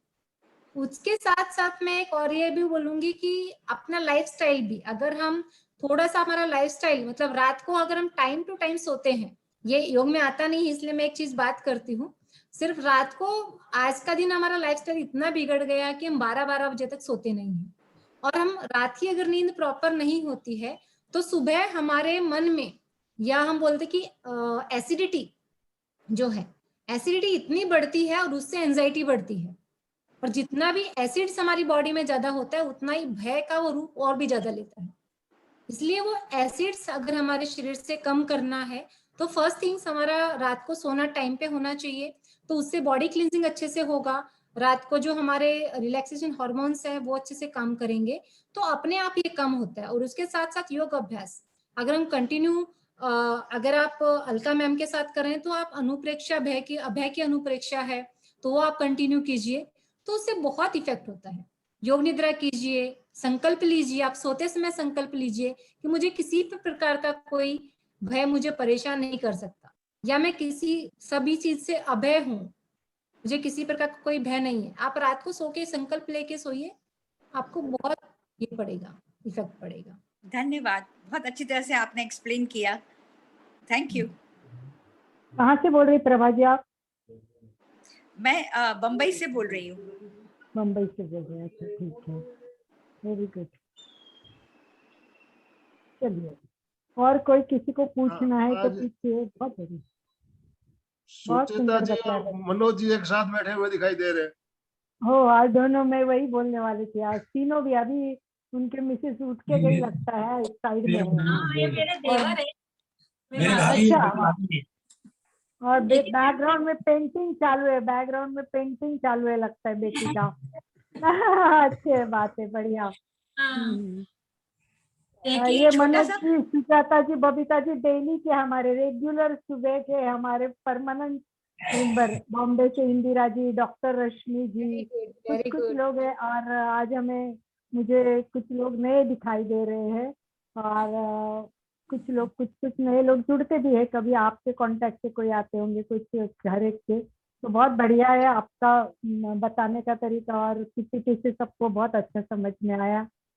तो शांता जी कपल बैठे हैं, सुराणा जी, उनको कैसा लगा? सब पॉइंट लिखे लगे थे, सुराणा जी ने सारे पॉइंट लिखे हैं, पॉइंट टू पॉइंट लिखते रहे थे, मैं देख रही थी, तो लगता है उनको बहुत। रियली इट हाँ, वाज पूछिए वंडरफुल, प्रभा। बहुत ही इंफॉर्मेटिव भी है। और कुछ हम लोग प्रैक्टिस तो करते, रेगुलर हम लोग कर रहे हैं, हमारा फ्रॉम 6:15 to 7:30। बट अभी जो आपने टेक्निकल पॉइंट्स जो बताए हैं ना, कि बाय डिफॉल्ट अब ये सब चीज होने लगेगी। अभी तक हम इसको बाहर से बोरो करके करना पड़ रहा था, नाउ बाय डिफॉल्ट अंदर से जब बाहर आएगा definitely it will change the life. Actually वही होता है कि करते हैं हम बहुत सारा है, लेकिन जब वो बोलते हैं ना कि जब सामने वाला ये नहीं बताए कि ये फायदा कैसे होगा या फायदा कैसे करना है, जब तक हम उसको ऐसे करते रहते हैं सिर्फ वो आएगा। लेकिन अभी हम थोड़ा सा टेक्निकली उसमें गए तो अरे हाँ, हम एक राइट वे से चल रहे हैं तो हमें समझ में आता है वो चीज। तो वो इसलिए एक छोटा सा प्रश्न और है, क्या मैं पूछ सकती हूँ? बिल्कुल बिल्कुल कुछ मन की चंचलता को कैसे दूर किया जाए? ब्रीदिंग अवेयरनेस, आप डीप ब्रीदिंग का अभ्यास कीजिए। जब आप श्वास के ऊपर ध्यान देंगे तो अपने आप ही मन वो श्वास के साथ आना शुरू हो जाएगा। देखिए मन जो है ना, उसको लय चाहिए होता है। आप देखिए जब संगीत सुनते हैं, गाने सुनते हैं ना, तो जब बहुत अच्छे राग चल रहे होते हैं या बहुत अच्छा संगीत हम सुन रहे होते हैं तो हम उसमें गुनगुनाने लगते हैं, हमारा मन उसमें एक लय होने लगता है ना, तो उसको रिदम चाहिए होता है। तो बहुत सारी चीजों से हम उसका रिदम बिगाड़ देते हैं। तो तो रिदम को अगर अच्छा करना है तो हम उसको एक लय करना पड़ेगा। एक लय करने के लिए जैसे मैंने बताया कि मन और ब्रीदिंग, मन और श्वास बहुत ही क्लोज है। अगर एक को हमें एक पे काम करना है, अगर मन को स्थिर करना है तो श्वास को स्थिर करना पड़ेगा, स्थिर करना पड़ेगा एक पे। जब हमारे ब्रीदिंग 15 से 17 है तो उसको हमें 6 तक लेके आए, 8 तक लेके आए, तो मन के अपने आप ही वो इतना निश्चल होना शुरू होता है। और एक बार उसका प्रैक्टिस हो गया, हम कहीं पे जा रहे हैं, हम बोलते हैं कि हमें टाइम नहीं है, लेकिन हम सफर कर रहे हैं, जर्नी में हैं, तो हम गाड़ी में कुछ काम नहीं रहता है तो आंखें बंद करिए, श्वास पे ध्यान देना शुरू कर दीजिए। ब्रीदिंग आ रहा है, जा रहा है, आ रहा है, जा रहा है, अपने आप ही आपका मन उस पे इतना एक उसको आलंबन मिल जाएगा ना, उस मन को, उसको आलंबन की जरूरत होती है, क्योंकि वो इतना खतरनाक है कि जब तक उसको एक पॉइंट नहीं मिलता ना, जैसे हम बोलते हैं ना प्रेस वाले रहते हैं, जब तक उनको एक मिर्च मसाला नहीं मिलता तब तो वो चलते रहते हैं, एक बार उनको न्यूज मिल गई तो वो आराम से बैठते हैं। तो मन को एक आलंबन मिल गया ना तो वो भी उसके साथ लगा रहेगा। तो आप ब्रीदिंग अवेयरनेस करना शुरू कर दीजिए, मन अपने आप ही स्थिर हो जाएगा। बहुत बहुत धन्यवाद, बहुत धन्यवाद। बहुत धन्यवाद बबीता जी। मुझे और लगता भी है किसी आनंद की भाई कोई जी, जिज्ञासा हो तो हम 1-2 मिनट और ले सकते हैं, नहीं तो फिर हम समापन की ओर चलेंगे। हाँ, कल की सूचना, कल सुबह 9 बजे यूएस से, अमेरिका से हमारे साथ भरत भाई गुप्ता जी जुड़ेंगे, जो उनका चक्रों पे जो एक क्रम चल रहा है। तो कल विशुद्धि चक्र के बारे में हम जानेंगे, चक्र विज्ञान का उनका जो एक प्रोग्राम चल रहा है, 4 चक्र उनके हो चुके हैं, कल 5वां चक्र विशुद्धि चक्र क्या है और उसका क्या प्रभाव हमारे ऊपर पड़ता है, इसके बारे में बहुत ही शानदार प्रोग्राम कल 9 बजे होने वाला है। अभी जिस लिंक से आप जुड़े हो, इसी लिंक से कल सुबह 9 बजे जुड़ना है। कल सुबह हमारी 6:30 बजे की क्लास नहीं रहेगी, 9 बजे रहेंगे, हम आपके साथ जुड़ेंगे। और सुबह का जो हमारा 5 बजे का क्रम चल रहा है वो नियमित चल रहा है, ओमकार अगेंस्ट कोरोना। तो आपको इसकी जानकारी मिली होगी, अगर जानकारी नहीं है तो आप मुझसे संपर्क करिए, और उसका जो वीडियो का लिंक है, लिंक आपको भेज दिया जाएगा। उस वीडियो को चालू करने के बाद आप 1 घंटे का वीडियो है, उसमें बहुत से प्रयोग भी बताए गए हैं, और 30 मिनट का ओमकार है उसके अंदर, 108 बार ओमकार का उच्चारण तो कैसे किया जाए वो पूरी जानकारी उसके अंदर दी गई है। दूसरा हम जल्द ही बच्चों के लिए संस्कार निर्माण की क्लास कर रहे हैं समर कैंप के रूप में। तो आप सभी जिससे जुड़े, मनोज भाई हो, चित्रा जी है, रश्मि जी है, जो रेगुलर जुड़ने वाले, वो अपने एरिया के, अपने साइड के जो बच्चे हैं उनको इसमें जोड़ने की कोशिश करें। इसमें अपन 5 दिन में बच्चों को अणुव्रत, जीवन विज्ञान और प्रेक्षा ध्यान के आधार पर एक अच्छा इंसान बनाना, हिंदू हो या मुसलमान, पहले बने अच्छे इंसान, निज पर शासन, फिर अनुशासन, थोड़ा अनुशासन, गीत, कहानियां, थोड़ा से गेम, इन सब के माध्यम से हम बच्चों को एक अच्छे संस्कार करते हुए एक थोड़ा सा जितना बच्चों के लेवल पे और मनोरंजक बना के दे सकते हैं वो देने की कोशिश करेंगे। इस सबके में आपका सबका साथ चाहिए। तो आप लोग आपके एरिया में, अपने ग्रुप में सब पे मैसेज दीजिए, सबको जोड़ने की कोशिश कीजिए, और हम देखते हैं कि कौन से एरिया में कौन ज्यादा एक्टिव होता है, कितने लोगों को जोड़ता है। ये सब एमपी के केंद्र कोई अब हमारा नहीं रहा, ये सब अपना है। हम दोनों ही काम नहीं कर रहे हैं, तो सारे मिलकर काम कर रहे हैं। जब जुड़ते तो हमें कुछ दक्षिणा तो एमपी केंद्र को देनी चाहिए। तो आनंद भाई जी तो और कुछ नहीं चाहते, लोगों को जोड़ो, यही उनकी एक भावना है। और मैं भी चाहती हूँ कि ज्यादा से ज्यादा बच्चे अच्छे संस्कारित हो, और बहुत छोटी छोटी बातों से हम उनको बहुत सारी बड़ी बड़ी बातें उनके दिमाग में कहानी के माध्यम से, गीत के माध्यम से फिट करेंगे। We will get a good result for them. तो उसके लिए भी आप जरूर प्रयत्न करें। इसी भाव के साथ आई थिंक समापन की ओर आनंद भाई जी पहले विश्व प्रार्थना कर लेते हैं और फिर सबसे प्रार्थना के लिए तैयार हो जाए। सभी तैयार? कभी वीडियो नहीं ऑन कर रहे, वीडियो तो ऑन करते वीडियो, ही नहीं। काफी लोगों के वीडियो बंद है। अलका जी, हाँ हाँ जी, 3 बार हमने ओमकार के साथ शुरुआत की थी, तो मैं चाहता हूं कि हम ओमकार के साथ ही समापन करें। 3 बार ओमकार कराइए आप पहले। यस, 3 बार एंड में ओंकार कर देते हो। ओंकार के बाद कुछ नहीं होगा प्रार्थना वगैरह। तो जैसे भी मेरी प्रार्थना आपकी प्रार्थना होगी तो एंड हम ओंकार करेंगे, और फिर हमारे योग विद्याधाम में ये सिस्टम ही है, स्टार्ट 3 ओंकार से होती है, एंड 3 ओंकार से, मतलब 11 ओंकार से भी होता है, 5 ओंकार से। तो हम भी अपने यहाँ एक सिस्टम रखे कि लोग जुड़ते हैं तब तक से अपने 3 ओंकार अच्छे हो जाए, एंड में ओंकार, तो लोगों को पता चले हाँ ओंकार चालू है मतलब कार्यक्रम शुरू हो रहा है, और एंड हो रहा है तो ओंकार। तो आइए पहले, सबसे पहले सब जुड़े विश्व प्रार्थना के लिए। आज कोरोना का बहुत वातावरण फैला हुआ है, फिर दूसरी लहर के बाद तीसरी लहर की भी शंका है, लोग बहुत बता रहे हैं, और इसके साथ ब्लैक फंगस के साथ में आज व्हाइट फंगस के भी कुछ केसेस आए हैं। तो दिन ब दिन ये रूप अलग ले रहा है, केसेस कई जगह बढ़ रहे हैं, कुछ जगह कम हो रहे हैं, परंतु अपना स्वास्थ्य अपने हाथ में होना चाहिए। इसके साथ प्रार्थना का भी बहुत परिणाम होता है। तो सभी एक साथ रीढ़ की हड्डी सीधी करें, हाथ नमस्कार स्थिति में हृदय के पास स्थापित करें, आंखें कोमलता से बंद, चेहरा शांत। तेरी एकाग्रता, तन्मयता और जागरूकता के साथ एक एक लाइन बोलेंगे। मैं एक लाइन बोलती हूँ, मेरे पीछे पीछे सभी एक एक लाइन बोलने के प्रयास करें। ऐसे रोज कर रहे तो आता भी होगा सबको। सर्वेषां स्वस्तिर्भवतु।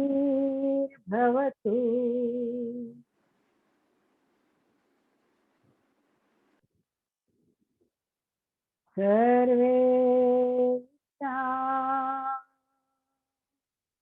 शांति भवतु।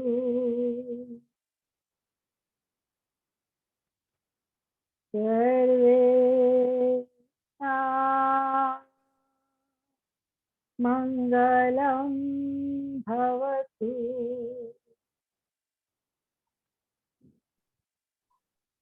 सर्वेषां पूर्णं भवतु। विश्व में जो भी व्यक्ति हॉस्पिटल में है उन सबको मनोभाव से प्रार्थना करते हुए सभी ठीक हुए, जल्दी अपने घर जाए। इसी भाव के साथ अपने खुद के लिए शक्ति बढ़ाना भी जरूरी है। इसकी प्रार्थना के लिए आनंद भाई जी। पहले जैसे मैंने कहा 3 बार ओमकार, फिर बाद में हम संकल्प सूत्र लेंगे। तो बबीता जी 3 बार ओमकार आप कराएंगे? ठीक है सर, हम 3 ओम का उच्चारण करेंगे। सब सीधे बैठेंगे, एक लंबा गहरा श्वास लेंगे, ओम की शुरुआत करेंगे।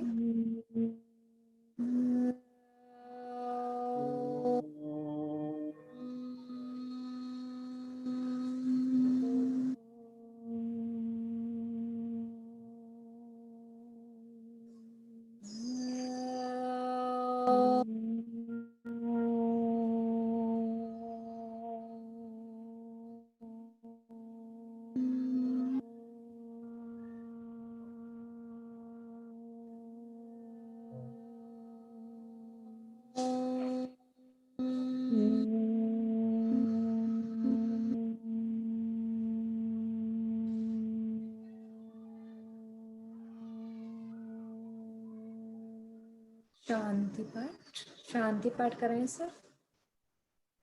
प्रार्थना के बाद एक प्रार्थना वाक्य।